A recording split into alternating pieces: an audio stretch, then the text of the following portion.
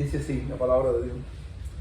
Pablo, siervo de Jesucristo, llamado a ser apóstol, apartado para el evangelio de Dios, que él había prometido antes por sus profetas en las santas escrituras, acerca de su Hijo, nuestro Señor Jesucristo, que era del linaje de David según la carne, que fue declarado Hijo de Dios con poder, según el Espíritu de santidad, por la resurrección de entre los muertos, y por quien recibimos la gracia y el apostolado, para la obediencia a la fe en todas las naciones, por amor de su nombre, entre las cuales estáis también vosotros, llamados a ser de Jesucristo, a todos los que estáis en Roma, amados de Dios, llamados a ser santos, gracia y paz a vosotros, de Dios nuestro Padre y del Señor Jesucristo. Padre, ayúdanos en esta hora, Señor. Necesitamos la asistencia de tu Espíritu mientras exponemos tu palabra, Señor.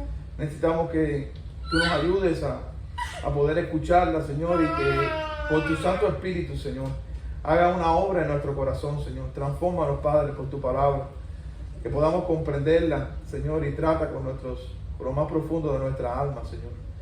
Nuestra alma te necesita, Señor, mucho, mucho, aunque a veces no lo comprendamos. Aunque nuestra mente no nos pueda dictar, y de hecho no nos dice, nos engaña nuestro corazón, Señor, pero realmente estamos muy necesitados. Somos mendigos, Señor, que necesitamos tu gracia, tu misericordia, tu ayuda, tu perdón, Señor, y sobre todas las cosas, lo que más necesitamos es a ti mismo, Cristo. Padre, ayúdanos en el nombre de tu Hijo Jesucristo. Amén. Hermanos, ¿por qué el libro de Romanos? ¿Por qué estudiar Romanos? Y bueno, primero podemos decir que es la palabra de Dios, ¿no? Y la palabra de Dios nos dice que debemos escudriñarla, que debemos saberla. Pero nos dice Dios que no solo de pan vive el hombre, sino de toda palabra que sale de la boca de Dios.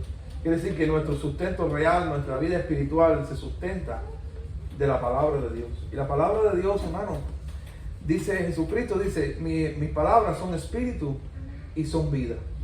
La palabra de Dios sustenta el espíritu, el alma del hombre, porque nosotros somos alma y cuerpo, y nuestro cuerpo se sustenta de la comida que comemos cada día en la mesa, pero nuestra alma necesita el sustento de la palabra de Dios. Entonces, en primer lugar, cualquier texto de la Escritura, cualquier libro que enseñemos, necesitamos de la palabra de Dios. Ahora, ¿pero qué hay de particular en Romanos? Bueno, Romanos es el libro que por excelencia expone el Evangelio. ¿Qué cosa es el Evangelio? ¿Qué cosa es la buena noticia? Y creo que a nosotros nos hace falta con urgencia, a los pecadores les hace falta con urgencia conocer a Cristo, conocer la salvación, conocer qué cosa es el Evangelio. Porque es la única manera en que vamos a poder ser salvos. Entonces, y Pablo en Romano va con un argumento lógico. Él va desarrollando una idea y va comenzando, en primer lugar, empieza a hablar de que el hombre está desprovisto de la justicia que Dios demanda. El libro, más adelante vamos a ver cuando lleguemos al capítulo, ahí mismo en el capítulo 1, y lo desarrolla en el capítulo 1, 2, 3, y Pablo nos explica que el hombre está desprovisto de la justicia que Dios demanda. Dios demanda para estar en su presencia una justicia perfecta. Necesitamos ser tan justos como Él es, tan perfecto como Él es, y el hombre no puede lograrlo.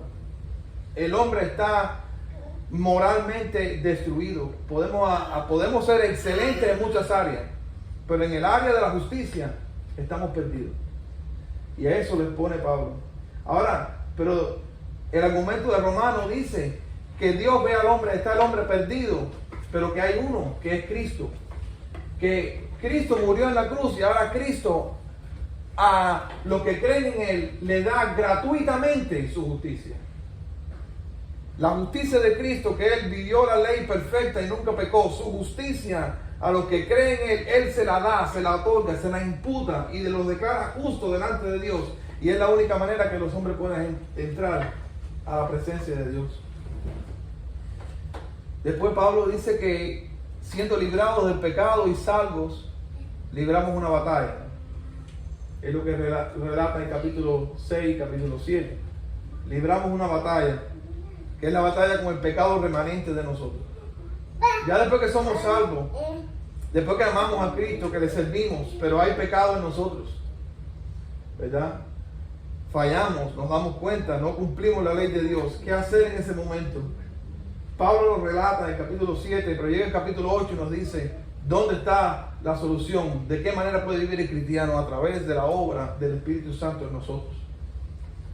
Entonces, hermano, luego él entra a partir del capítulo 12 y le dice a los romanos: consideren, os ruego que consideren las misericordias de Dios. Del capítulo 1 al capítulo 11, él está hablando toda la obra que Dios ha hecho, toda la obra redentora. El capítulo 9, 10 y 11 habla específicamente de la obra redentora con Israel. Y cuando se expone a Dios como un plan eterno, profetizado en el Antiguo Testamento y presentando al Hijo, y el Hijo es el que va a consumar la obra redentora para que los hombres pecadores puedan estar delante de Dios, injustos, malvados, perversos, indiferentes a Dios, que los rechazaron, y Cristo tomó el pecado de nosotros en la cruz para justificarnos y poder estar nosotros delante de Dios.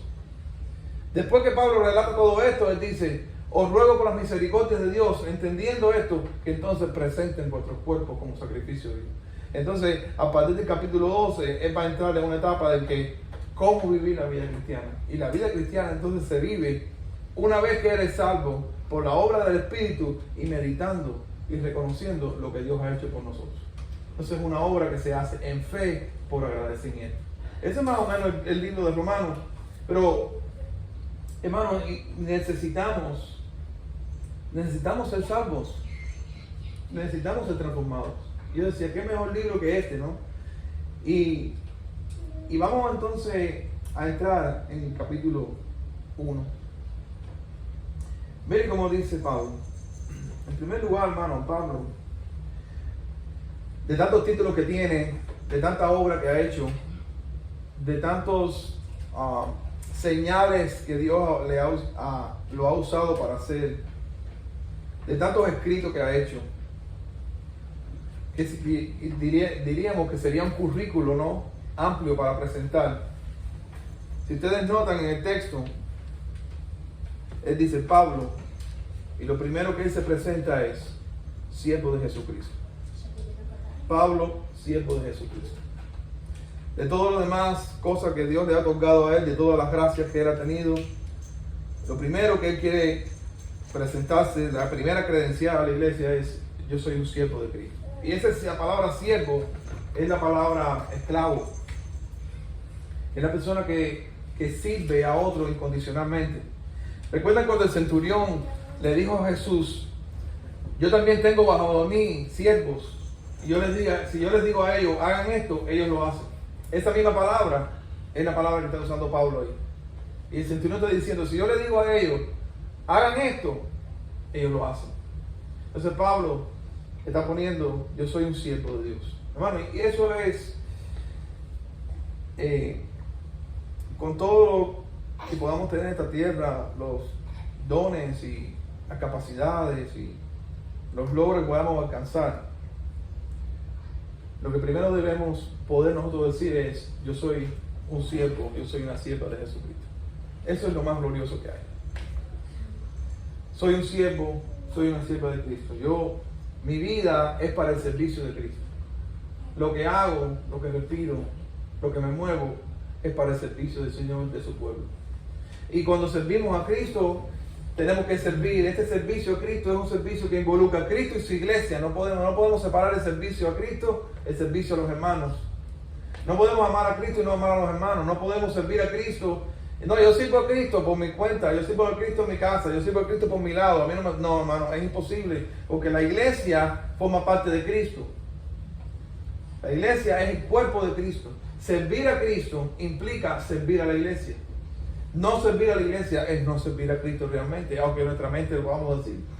¿Okay? Entonces, él es un siervo de Cristo y él está escribiendo a una iglesia y él se ha puesto, como dice el Filipenses, al servicio de la iglesia. Él llega un momento y dice: de ambas cosas estoy puesto en estrecho. Yo quisiera morir e irme con Cristo, lo cual es mucho mejor. Él dice: eso es mucho mejor porque él está preso.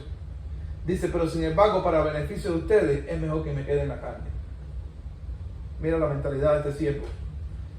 Si me muero es mejor, porque me voy con Cristo. Pero si me quedo en la carne, es bueno para el servicio de ustedes. Déjame seguir preso, no importa. Yo quisiera morirme y ya salir de esto, pero déjame preso, déjame en estas condiciones, porque si yo estoy vivo para el servicio de la iglesia, para la bendición de la iglesia, vale la pena. Entonces, ven cómo el siervo no desliga el servicio de Cristo del servicio de la iglesia. Son dos cosas que van juntas. Entonces, Pablo luego nos dice que ahora él dice, llamado a ser apóstol.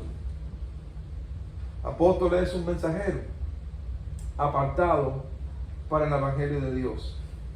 Entonces, esa palabra apóstol, que hoy en día está un poco mal usada, ¿no? Porque hoy en día hay muchas personas por ahí que se están nombrando ellos mismos apóstoles, ¿no? Pero hay marcas que son distintivas de un apostolado, ¿no? La Biblia habla de los apóstoles haciendo señales y prodigios. Y Pablo habla en 1 Corintios capítulo 9.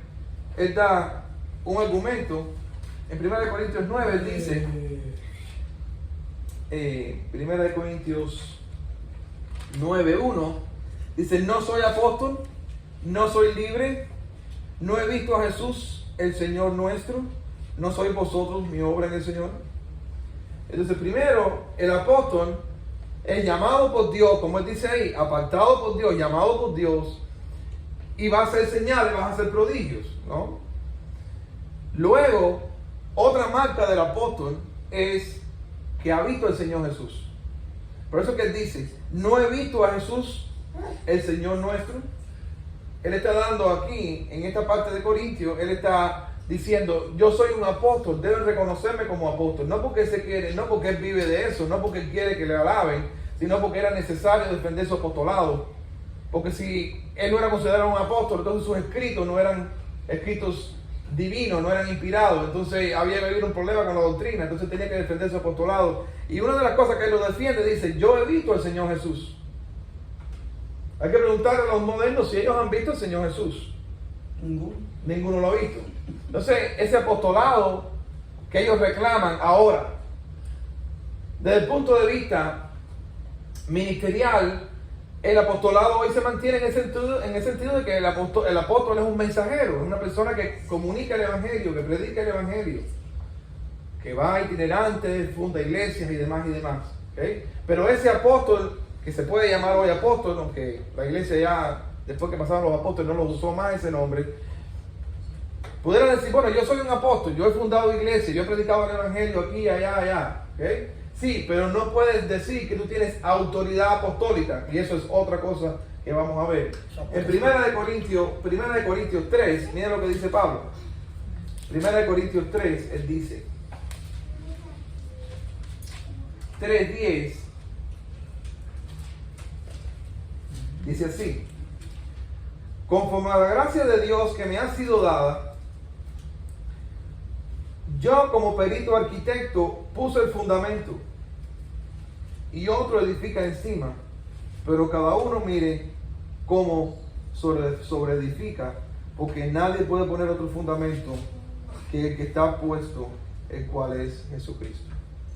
Entonces Pablo dice, los apóstoles, ellos fueron llamados y pusieron el fundamento doctrinal. Por eso es que es tan peligroso el movimiento apostólico hoy, porque ellos están reclamando que ellos tienen autoridad apostólica. Si tienen autoridad apostólica, por eso que ellos andan diciendo cosas que no están en la Biblia, que supuestamente Dios les reveló, y son cosas que no están en la palabra de Dios. ¿Por qué? Porque ellos están diciendo, porque como un apóstol tiene revelación, pone el fundamento, pero dice Pablo categóricamente, yo puse el fundamento, y los demás, ¿qué hacen? Edifican encima. ¿Ven lo que dice? Y otro edifica encima. Y entonces el 11 dice, porque nadie puede poner otro fundamento que el que está puesto. El fundamento ya está puesto. ¿Te das cuenta? El cual es Jesucristo. Entonces, el movimiento apostólico moderno que reclama nuevas revelaciones y autoridad apostólica es falso completamente. Los apóstoles fueron llamados en aquel tiempo, hicieron señales, hicieron prodigios, pusieron el fundamento doctrinal y pasaron. Y ahora nosotros lo que hacemos es edificar encima de lo que ellos edificaron. Entonces, ahora, hermano, entramos al corazón del pasaje, ¿no? Porque cuando Pablo habla de sus credenciales, él es un siervo, apóstol, apartado para el Evangelio de Dios. Entonces, hermano, ahí él va a presentar entonces el corazón de la carta, que es el Evangelio. Y él dice, el Evangelio de Dios, así lo llama él. La palabra Evangelio significa buena noticia. ¿Sí? Es la buena noticia de Dios. Pero ¿la buena noticia de qué? ¿Cuál es la buena noticia? Porque en realidad en griego, en el idioma original, es lo que significa. Es la buena noticia. Bueno, vamos a ver cómo dice. Él dice, el Evangelio de Dios, que él había prometido antes por sus profetas en las Santas Escrituras acerca de su Hijo, nuestro Señor Jesucristo. El Evangelio de Dios no es una cosa nueva, no es que se lo inventaron los apóstoles. Pablo está diciendo, está prometido en las Escrituras.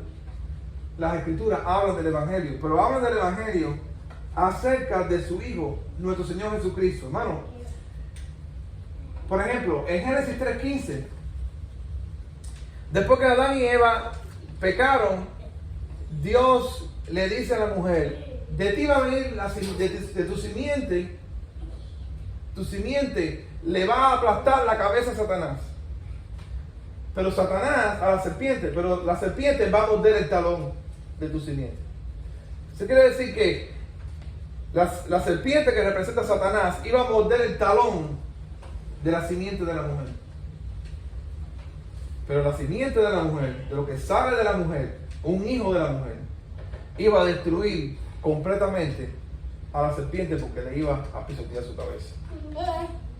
Y allí, hermano, en el capítulo 3 del primer libro de la Biblia, ya Dios estaba anunciando acerca de su Hijo. Pablo dice, las Escrituras hablan del Evangelio. Entonces Dios le estaba diciendo a aquellas dos personas que pecaron, que estaban allí, que se avergonzaron instantáneamente, quedaron en vergüenza delante de Dios, se escondieron detrás de los árboles y Dios fue a encontrarlos. Aquellas dos personas que destruyeron su vida para siempre. A aquellos dos, Dios le dice, te voy a dar una promesa. Hay una promesa redentora. Mujer, tú que fuiste y cogiste la fruta, fuiste seducida por Satanás. Tú que cogiste la fruta en la mano y con ella diste a tu esposo, de ti misma va a salir el que va a destruir para siempre el poder del pecado sobre ustedes. Hermano, qué gran, qué maravilloso es Dios. Qué maravilloso es Dios que en vez de echar a aquellas dos gentes y destruir a aquellas dos gentes y aniquilar a aquellas dos personas que se rebelaron a la bondad de Él, Dios le da una promesa redentora. Y le dice a la mujer, de ti va a venir el que va a restaurar la raza humana. En Génesis 3:15. Pero después en Génesis 22:8, cuando Dios manda a Abraham a sacrificar a su hijo, y Abraham va para allá en obediencia, y cuando el hijo le pregunta, llevamos el fuego y llevamos la leña, pero no hay ¿dónde está la ofrenda? Y entonces Abraham le dice, Dios se proveerá cordero para el holocausto. Y cuando Abraham estaba con el cuchillo levantado para sacrificar a su hijo encima del altar, Dios lo paró.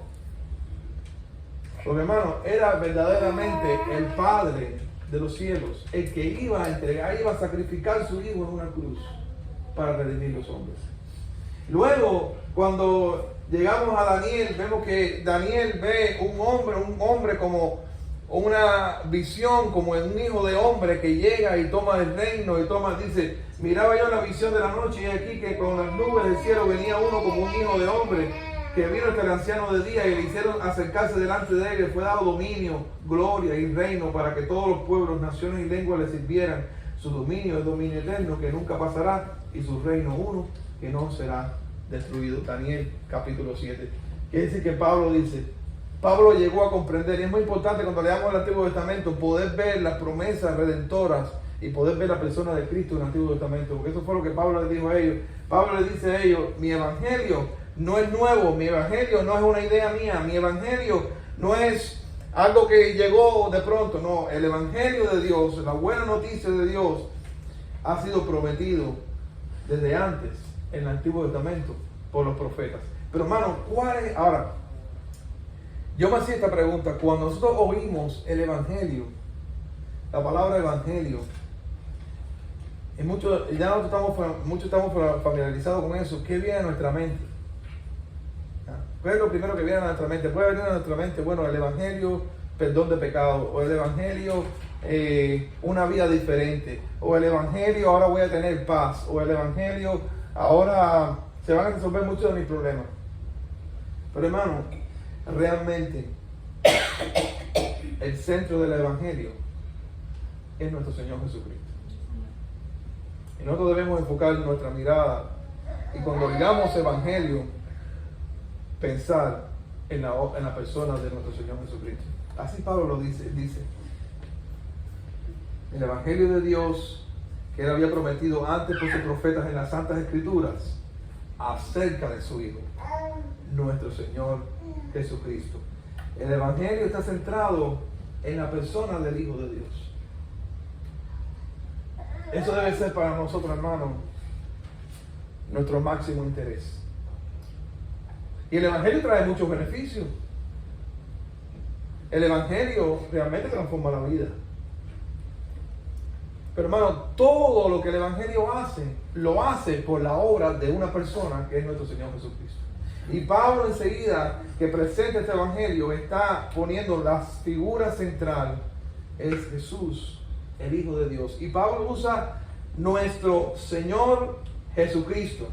Y nuestro Señor Jesucristo significa ese hombre, ese Jesús es nuestro Señor, es el Rey de todo, es el dueño de todo, es a quien todos tenemos que someternos. Él es, esa palabra Jesucristo es el Mesías encarnado. El Mesías encarnado es nuestro Señor, es nuestro Rey. ¿Okay? Entonces, ahora dice acerca de su Hijo, nuestro Señor Jesucristo.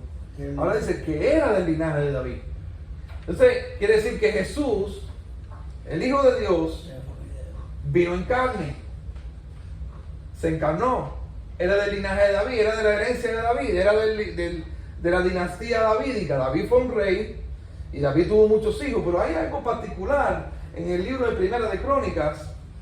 Y fíjense, hermanos, y seguimos en el tema de que ha sido prometido en las Escrituras. En Primera de Crónicas, capítulo 17, Dios le hace una promesa a David. En Primera de Crónicas, capítulo 17. Y fíjense lo que él le dice a David. En el versículo 11. Y cuando tus días sean cumplidos, Primera de Crónicas 17.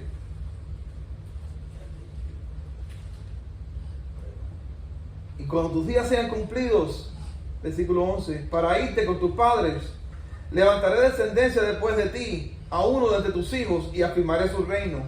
Él me edificará casa, y yo me confirmaré su trono eternamente.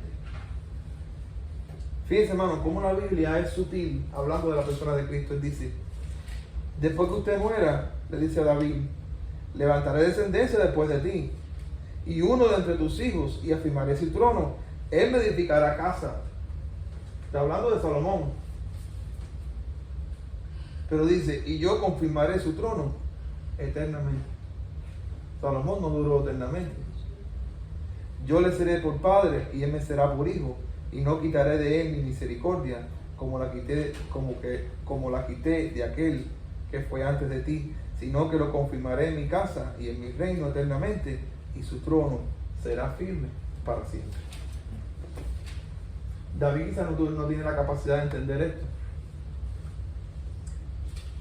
pero no, ahora comprendemos, hermano, que el Padre estaba dando la promesa de un reino a su hijo. No era Salomón. Salomón después terminó perdido.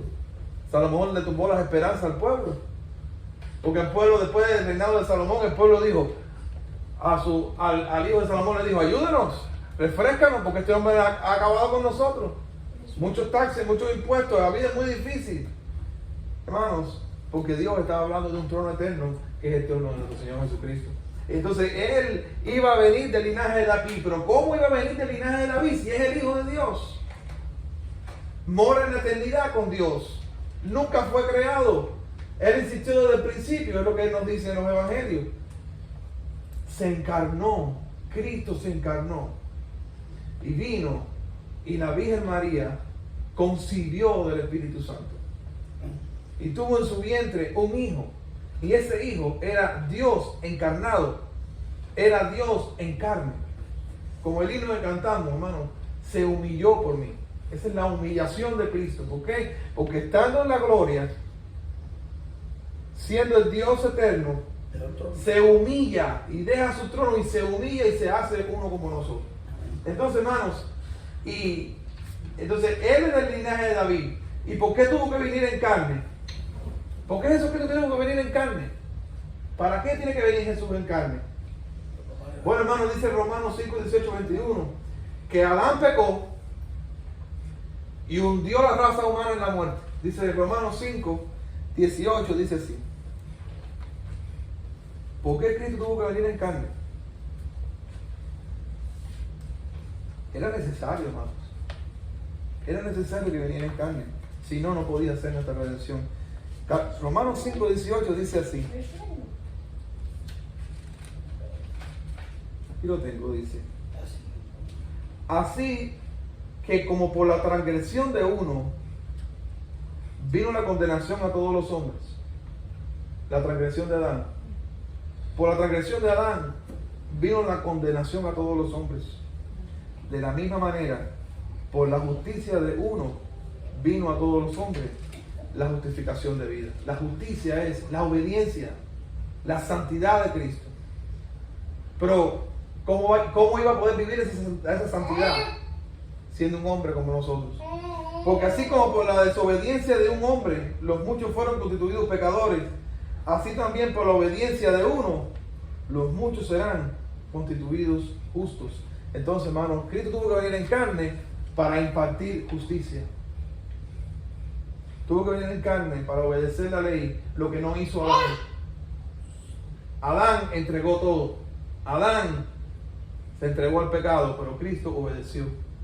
Y su obediencia ahora, como vino en carne, la imparte a los que creen en Él. Ahora, dice para limpiar las conciencias. Porque dice que los sacrificios del Antiguo Testamento no limpiaban la conciencia de los pecadores. No, el pecador seguía pecador, se sentía pecador. Ahora, miren lo que hace Cristo. Cristo dice en Hebreos 9, 14, 28, Hebreos 9, 14 y 28, dice que ahora el sacrificio de Cristo en la carne, el derramamiento de la sangre de Cristo, limpia nuestras conciencias de pecado. En otras palabras, hermano, el sacrificio de Cristo quita la culpa del pecado. Porque el pecado trae culpa. ¿Por qué? Porque tenemos una deuda con Dios. Y esa deuda no la podemos pagar. No la podemos pagar. Y Dios se acordó y Dios sabe que no la podemos pagar. Por eso es la misericordia de Él. Porque sabiendo que nosotros pecamos y que nos enredamos nosotros mismos en el pecado y que no podemos pagar, Él mismo vino a pagar por nuestra culpa. Como un hombre. Porque dice, la paga del pecado es muerte. Bueno, ahí va, Cristo murió. Entonces, para limpiar nuestra conciencia y para ser un buen sumo sacerdote. Dice, por cuanto era semejante a nosotros y padeció, entonces ahora es un sumo sacerdote para nosotros. Porque Él padeció en su carne nuestras aflicciones. Dice, y luego dice, que Cristo fue declarado Hijo de Dios con poder. Porque la gente veía a Cristo y decía, bueno, ¿y este quién es? Uno lo despreciaba, ¿no? Cristo, despreciado. ¿Y este quién es? ¿para dónde va este? ¿Quién es este hijo de carpintero? Pero él decía que él era Dios. Pero Pablo nos dice que fue declarado hijo de Dios con poder. Y esto quiere decir que fue declarado hijo de Dios que es poderoso. Con poder no es que fue declarado con poder, sino que fue declarado como un hijo de Dios que es poderoso. Es lo que el sentido correcto del texto. Fue declarado hijo de Dios poderoso. Ahora, él murió en debilidad, ¿no es verdad? Él perdió en la corte. Él le quitaron la ropa. Los amigos lo abandonaron. Lo pusieron en una cruz como un malhechor. Él murió como en una derrota. Él murió como un despreciable. Él murió como que no puede resolver ningún problema. Él murió que si lo hubiéramos mirado nosotros hubiéramos dicho, ¿qué voy a creer yo en ese? Por eso que le pasaban y decían, bájese de la cruz. Bájese, si usted es Dios, bájese. Claro, porque ¿qué problema va a resolver ese si no puede resolver el problema de él? Pero al tercer día fue declarado hijo de Dios con poder. Así, lo vemos en una cruz débil y flagelado y sufriente y débil y caído y tiene que bajarlo de una cruz y es en la debilidad, pero fue declarado hijo de Dios poderoso. Aquel débil es realmente poderoso, porque lo que estaba haciendo en la cruz era, hermano, llevando el pecado de nosotros silenciosamente, calladamente, para que se cumpliera el plan de Dios. Él tenía todo el poder, porque hubo un momento que él dijo, yo puedo pedir legiones de ángeles y mi Padre me las da. Pero dice, pero si yo pido eso, ¿cómo se cumplen las escrituras? Es decir que en la cruz él seguía siendo el Dios omnipotente, pero no usó su poder, porque si no usa su poder, nosotros no somos redimidos. Pero entonces, los que lo vieron en debilidad, ahora fue declarado hijo de Dios poderoso, según quien el Espíritu de Santidad. ¿Por qué? ¿Por qué medio? Porque Él resucitó de los muertos. Hermano, y es interesante, si nosotros vamos al libro de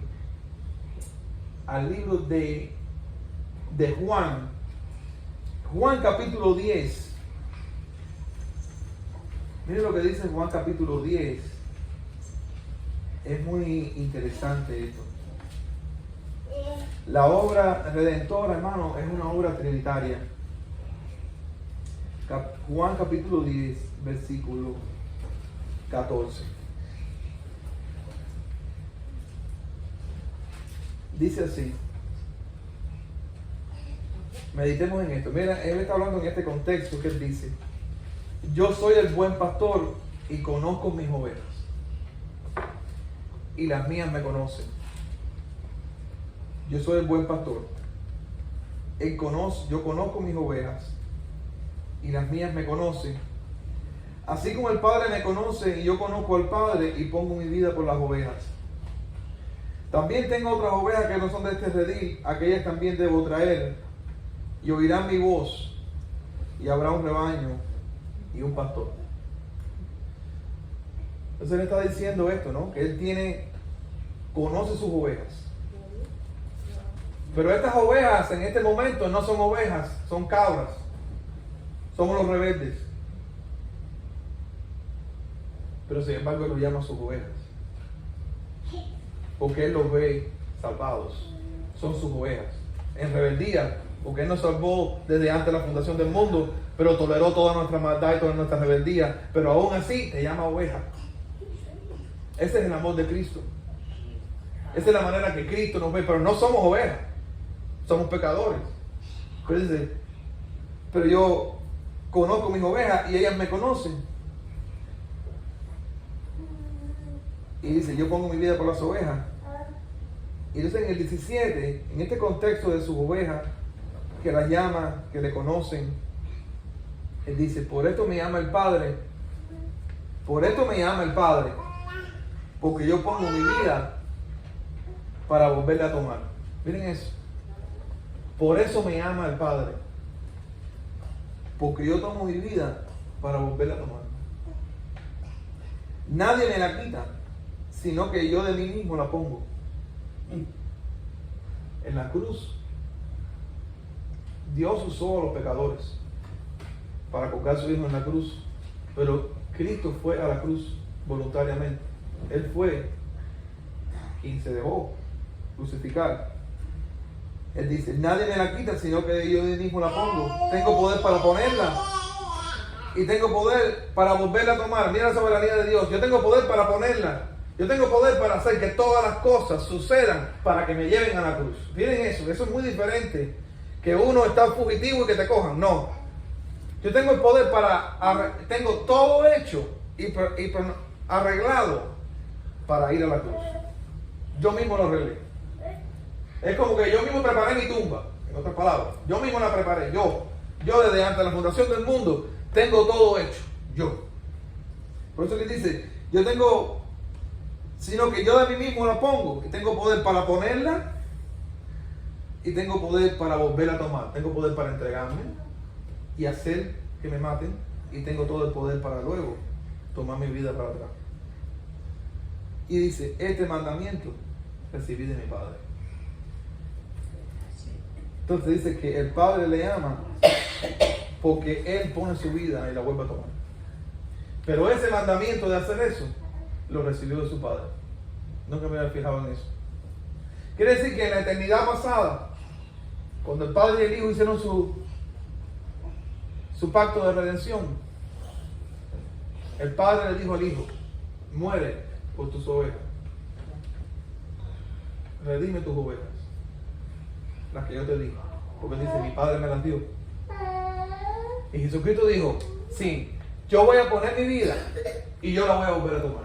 Y por eso es que el Padre le ama, por esa obediencia perfecta de dar su vida por las ovejas de Él. Por esa muestra de amor y de incondicional al Padre, pero de un amor profundo, hermano, y eterno a sus ovejas, a sus hijos. Este es el mandamiento que yo recibí de mi Padre. Y sin embargo, cuando lleguemos a Romanos, Pablo nos dice que la resurrección es por medio del Espíritu de Santidad, del Espíritu Santo. Entonces se dan cuenta, el Padre le ordena al Hijo que muera y resucite. Y el Hijo dice, voy a morir yo y voy a resucitar, yo tengo poder para hacerlo, yo lo voy a hacer. Y la resurrección es una obra también del Espíritu.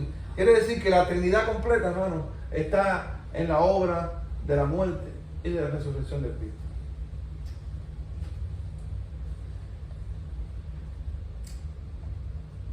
Entonces, hermanos,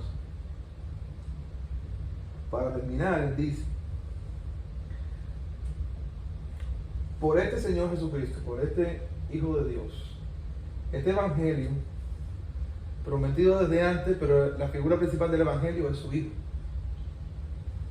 No tenemos que quitar la mente de todos los beneficios del Evangelio por un momento y piensa en la figura del Hijo, porque es a través de la obra del Hijo de que todas las demás cosas están aquí. Y ahora dice, por el Hijo, por Jesucristo, recibimos la gracia y el apostolado, el ministerio apostólico, para la obediencia a la fe en todas las naciones por amor de su nombre. Entonces el llamado es la obediencia.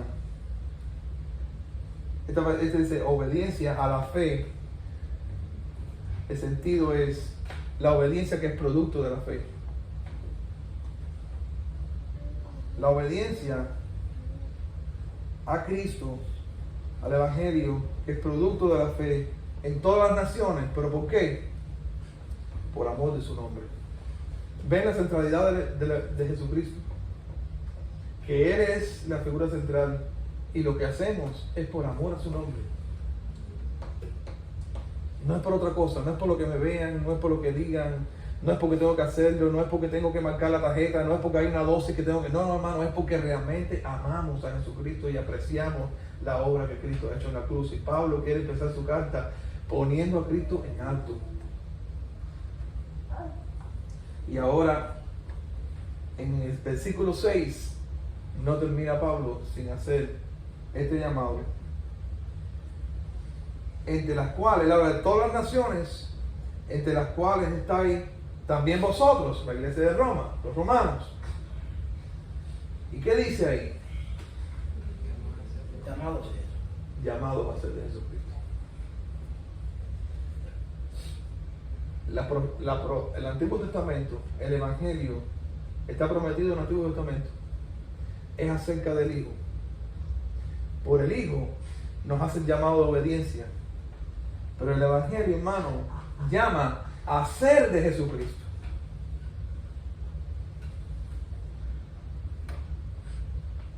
Y la pregunta era, ¿de quién somos, hermano? ¿De quién somos? ¿A quién pertenecemos? Ese es el llamado del Evangelio. Que seas, dice, Él le dice, llamados a ser de Jesucristo. Lo que está en Dios desde los cielos por su Evangelio es diciendo a los hombres pecadores, sé de Jesucristo, pertenece a Jesucristo, estás fuera del redil, estás fuera, estás en el pecado, estás aislado, no perteneces a la iglesia, no perteneces, pero el llamado es, sé de Jesucristo, pertenece a Jesucristo, no camines solo, no camines abandonado, no camines sola, sé de Jesucristo, llamados a ser de Cristo, posesión de Cristo. Hermanos, en otra, diciéndolo de otra manera. Reflexiona, hermano, en eso de ser de Jesucristo. ¿De quién es tu corazón, tu voluntad, tus deseos, tus anhelos?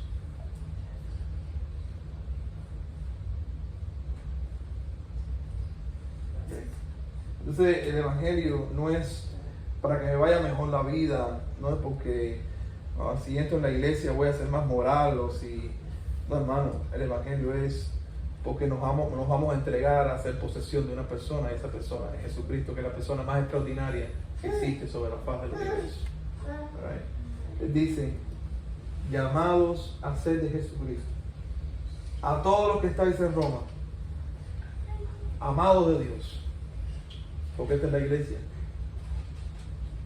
Y fíjense que Él proclama esto y Él está escribiendo una iglesia y sin embargo Él le dice, ustedes están llamados a ser de Jesucristo.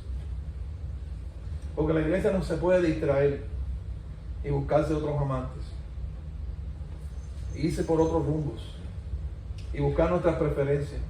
Pero nosotros estamos llamados a ser de Jesucristo. A todos los que están en Roma, ahora ellos son amados de Dios. Y dice, y llamados a ser santos.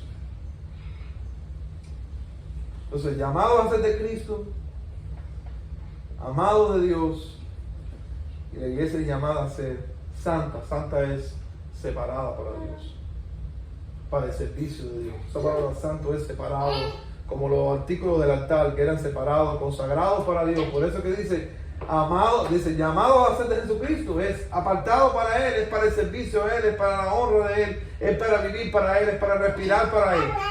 ¿Ok? Dice, gracia y paz a vosotros, de Dios vuestro Padre y del Señor Jesucristo. Gracia y paz a vosotros, de Dios vuestro Padre y del Señor Jesucristo. Entonces, oremos, hermanos. Que Cristo sea el centro de nuestra vida y que podamos atesorarlo y amarlo como Él merece. Porque Él nos ha dado suficiente evidencia de su amor y de su gracia. Después de eso vamos a tener un tiempo de peticiones y vamos a orar también por ello. Padre, te damos gracias, Señor. Gracias por esta noche que estamos reunidos, Señor, y queremos exaltarte a ti, Jesucristo, como Pablo lo hace. La figura central del Evangelio es nuestro Señor, no son los beneficios se derivan de Él y el llamado es a ser de Jesucristo. Señor, mira nuestros corazones, trata con nuestras vidas, con nuestras almas. No queremos ser adúlteros, Señor, no queremos ser traicioneros, no queremos estar con otros amantes, queremos realmente ser de Cristo, que todo nuestro ser sea de Él, Señor. Gracias, Cristo, por la obra que tú has hecho en la cruz por nosotros. Gracias por comprarnos con tu sangre. Gracias, Cristo, porque no hubo que empujarte, Señor, no hubo que coaccionarte. No, el Padre no tuvo que usar una mordaza contigo, Señor, sino que tú realmente, por un gran amor al Padre y a tus ovejas, diste tu vida, Señor, e entregaste tu vida Pues no le entregaste solamente, no fue que te pusiste allí, sino Señor, que planeaste todos los eventos de tu muerte para que diera lugar tu muerte, Señor. Tú eres aún, Señor, el que planeó tu propia muerte, Señor. Señor, pero también tenías planeado tu resurrección en poder y declarado Hijo de Dios poderoso para salvar, para transformar, para llamar a aquellas ovejas que estabas hablando, Señor, y traerlas de vuelta a tu redil, Señor. Señor, bendice nuestras vidas. Ten misericordia de nosotros, Señor, y ayúdanos. En Cristo Jesús. Amén.